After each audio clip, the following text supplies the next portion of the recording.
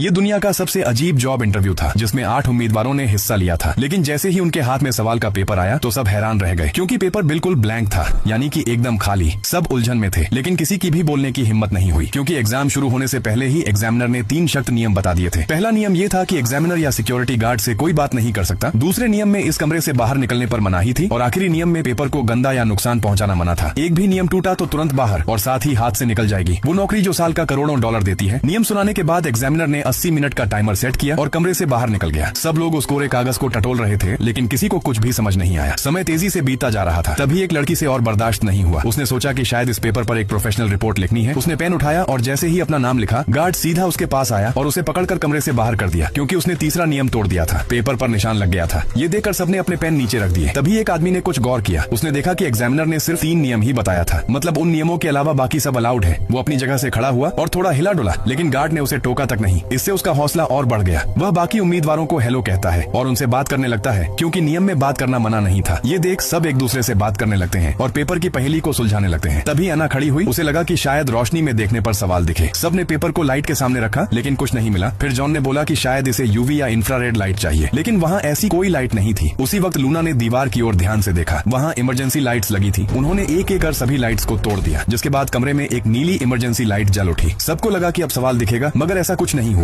Mic को लगा कि शायद ये रंग गलत हो सकता है, शायद यहाँ और भी लाइट्स हों। तभी लिसा ने एक और लाइट को ढूंढ निकाला। उम्मीद फिर जग उठी। उन्होंने उस लाइट को भी तोड़ दिया, जिसके बाद कमरा पीली लाइट से जगमगा उठा। लेकिन अफसोस कागज अब भी खाली था। तभी सबकी नजर पॉल पर पड़ी, क्योंकि वो कब से बैठा ही था। सब उसके पास गए और सबने इसका कारण पूछा, लेकिन उसने कुछ ऐसा बताया जिसने उस पेपर का गुप्त राज खोल दिया था।